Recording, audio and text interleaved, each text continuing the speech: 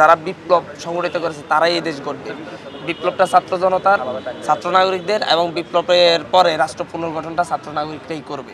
তারা রাষ্ট্রের পুনর্গঠনটা কীভাবে চাচ্ছে, কোন অংশটা পুনর্গঠন চাচ্ছে, সেগুলো কথা বলে আমরা নোটগুলো নিয়ে এটা দিয়ে আমরা একটা ঢাকায় একটা বড় সম্মেলন করে আমরা সেখানে রাষ্ট্র গঠনের পুনর্গঠনের রূপরেখা আমরা প্রদান করব।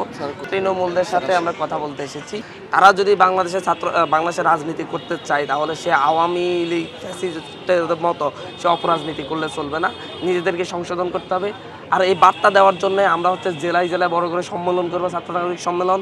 সেখান থেকে স্পষ্টভাবে বলে দেওয়া হবে কে কোথায় চাঁদাবাজি করতেছে, কে কোথায় দখলদারিত্ব সৃষ্টি করেছে, কারা করতেছে। এগুলা যখন সেখানে ঘোষণা দিয়ে তাদের বিরুদ্ধে ব্যবস্থা নেওয়ার জন্য প্রশাসনের উপর চাপ প্রয়োগ করা হবে। অতি দ্রুত বাংলাদেশে একটা চাঁদাবাজ মুক্ত, দখলদার মুক্ত রাষ্ট্রে পরিণত হবে। সেই জন্যই আমরা এখানে ছাত্র নাগরিক যারা বিপ্লব সংগঠিত করেছে তাদের কাছে আসছি।